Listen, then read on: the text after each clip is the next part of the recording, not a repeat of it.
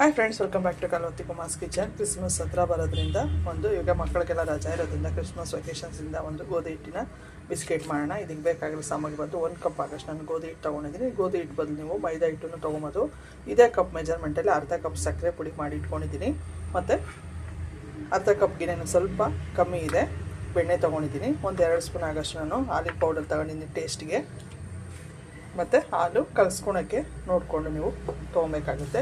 ಮತ್ತು ಸ್ವಲ್ಪ ಕೊಬ್ಬರಿ ತುರಿ, ಅಂದರೆ ಡೆಸಿಕೇಟೆಡ್ ಕೊಬ್ಬರಿ ತುರಿ ಬರುತ್ತೆ, ಅದು ತೊಗೊಂಡಿದ್ದೀನಿ. ಸ್ವಲ್ಪ ಬಾದಾಮಿ ಮತ್ತು ಗೋಡಂಬಿನ ಸ್ವಲ್ಪ ತುರಿದಿದ್ದೀನಿ. ಮತ್ತು ಗೋಡಂಬಿನ ಸ್ವಲ್ಪ ಕಟ್ ಮಾಡಿ ಇಟ್ಕೊಂಡಿದ್ದೀನಿ. ಮೊದಲಿಗೆ ಹೇಗೆ ಮಾಡೋದಂತ ನೋಡೋಣ ಬನ್ನಿ. ಮೊದಲಿಗೆ ಸಕ್ಕರೆ ಪುಡಿ ಸ್ವಲ್ಪ ನಾವು ಜರಡಿ ಮಾಡ್ಕೊಳ್ಳೋಣ. ಉಂಡೆ ಇರೋದ್ರಿಂದ ಅರ್ಧ ಕಪ್ ಆಗೋಷ್ಟು ತೊಗೊಂಡಿದ್ದೀನಿ. ಸಕ್ಕರೆ ಪುಡಿ ಮತ್ತು ಬೆಣ್ಣೆನ ಚೆನ್ನಾಗಿ ನಾವು ಮಿಕ್ಸ್ ಮಾಡ್ಕೊಬೇಕಾಗತ್ತೆ.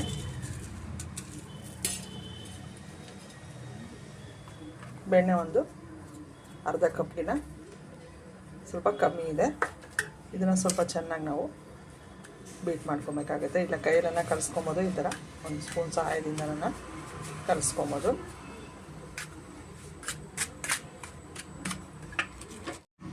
ಫ್ರೆಂಡ್ಸ್ ಆಗಿದೆ, ಇದು ಚೆನ್ನಾಗಿ ಬೀಟ್ ಆಗಿದೆ.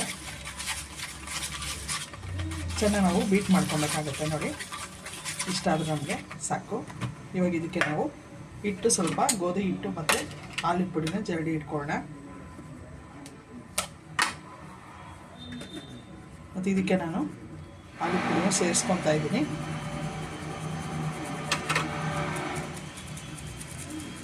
ಸ್ವಲ್ಪ ರುಚಿಗೆ ತಕ್ಕಷ್ಟು ಒಂಚೂರು ಚಿಟಿಕೆ ಆಗೋಷ್ಟು ನಾನು ಉಪ್ಪು ಸೇರಿಸ್ಕೊತಾ ಇದ್ದೀನಿ. 1 ಇಂಚ್ ಆಗೋಷ್ಟು ಉಪ್ಪು. ನೋಡಿ, ಇವಾಗ ನಾವು ಕೈಯಲ್ಲೇ ಕಲಿಸ್ಕೊಳ್ಳೋಣ. ಇದೆಲ್ಲ ತೆಗೆದುಬಿಟ್ಟು ಚಪಾತಿ ದಿನ ಅದಕ್ಕೆ ನಾವು ಕಲಿಸ್ಕೊಬೇಕಾಗುತ್ತೆ. ಫ್ರೆಂಡ್ಸ್ ಆಗಿದೆ. ಇವಾಗ ನಾವು ಕೈಯಲ್ಲೇ ಫಸ್ಟು ಸಕ್ಕರೆ ಮತ್ತು ಬೆಣ್ಣೆನಲ್ಲೇ ಚೆನ್ನಾಗಿ ಇಟ್ಟು ಕಲಿಸ್ಕೊಬೇಕಾಗುತ್ತೆ.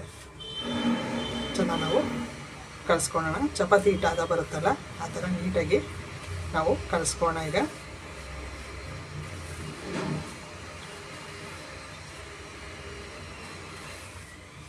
ಇವಾಗ ಇದ್ರ ಜೊತೆನೇ ನಾನು ಡೆಸಿಕೇಟೆಡ್ ಕೋಕೋನಟ್ಟು ಮತ್ತು ಬಾದಾಮಿ ಮತ್ತು ಗೋಡಂಬಿದು ಸೇರಿಸ್ಕೊತಾ ಇದ್ದೀನಿ ನಾನು.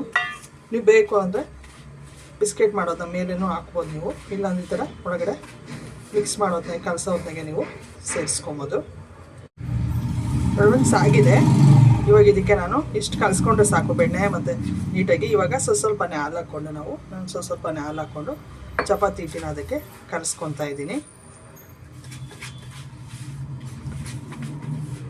ಎಷ್ಟು ಹಿಡಿಸುತ್ತೋ ಅಷ್ಟು ನೋಡಿ ನೀವು ಕಲಿಸ್ಕೊಬೇಕಾಗುತ್ತೆ. ಸ್ವಲ್ಪನೇ ತಗೊಳ್ಳಿ.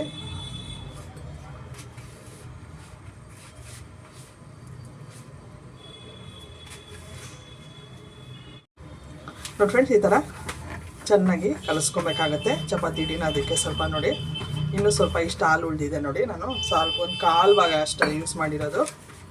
ನೋಡಿ, ಇಷ್ಟಾದರೆ ನಮಗೆ ಅದಕ್ಕಾದರೆ ಸಾಕು ನಮಗೆ.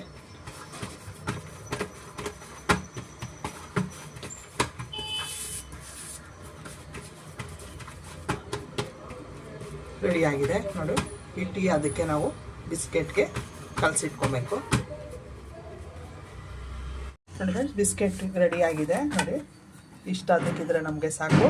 ನಾವು ಯಾವುದು ಮಾಡ್ತೀರಾ, ಕುಕ್ಕರ್ ಅಥವಾ ಬಾಣಲೆ ಆಗಲ್ವ, ಅದು ಸ್ವಲ್ಪ ಪ್ರೀ ಹೀಟ್ ಮಾಡ್ಕೊಳ್ಳೋಣ ಮೊದಲಿಗೆ. ನಿಮಗೆ ಸೈಜ್ ಎಷ್ಟು ಬೇಕಷ್ಟು, ಚಿಕ್ಕದು ಬೇಕು ದೊಡ್ಡದು, ಚಿಕ್ಕದು ಬೇಕಾದ್ರೆ ಚಿಕ್ಕದು ತೊಗೊಳ್ಳಿ, ದೊಡ್ಡದು ಬೇಕಂದ್ರೆ ದೊಡ್ಡದು ತೊಗೊಳ್ಳಿ. ಫಸ್ಟು ನಾನು ಸ್ವಲ್ಪ ಮೀಡಿಯಮ್ ಸೈಜೇ ತೊಗೊತಾ ಇದ್ದೀನಿ.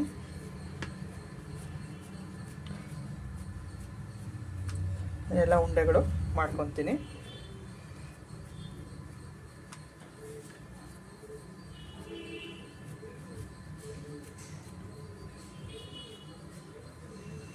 ಫ್ರೆಂಡ್ಸ್ ಆಗಿದೆ. ಇವಾಗ ನೋಡಿ, ಈ ಥರ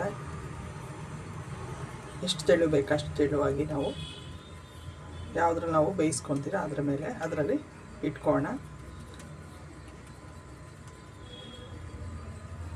ನೋಡಿ, ಒಂದು ಪ್ಲೇಟು ಇದ್ರ ಮೇಲೆ ನಾನು ಬೇಕಿಂಗ್ ಮಾಡ್ಕೊತಾ ಇರೋದು, ಇದ್ರ ಮೇಲೆ ಇಟ್ಕೊತಾ ಇದ್ದೀನಿ. ಎಲ್ಲ ನಾನು ಉಂಡೆ ಮಾಡಿಕೊಂಡು ಸುಮ್ಮನೆ ಹಿಂಗೆ ಪ್ರೆಸ್ ಮಾಡಿದ್ರೆ ನಿಮಗೆ ಸಾಕು.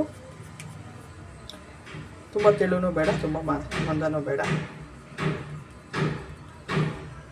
ಫ್ರೆಂಡ್ಸ್ ರೆಡಿಯಾಗಿದೆ. ಇವಾಗ ನಾವು ಪ್ರೀಹೀಟ್ ಮಾಡ್ಕೊಂಡಿದ್ದೀನಿ. ನಾನು ಬಾಣಲಿನಲ್ಲಿ ಇಟ್ಕೊತಾ ಇದ್ದೀನಿ ಪ್ರೀಹೀಟು.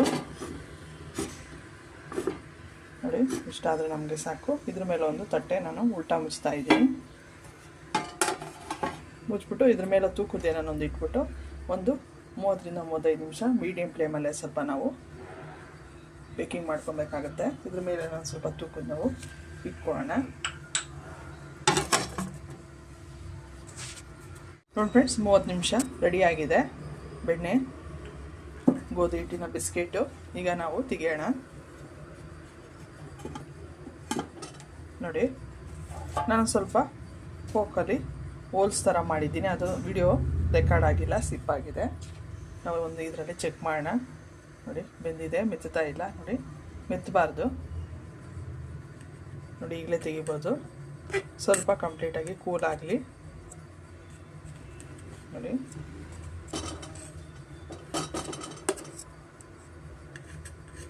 ಇದನ್ನೇ ತೋರಿಸ್ತೀನಿ ನಿಮಗೆ.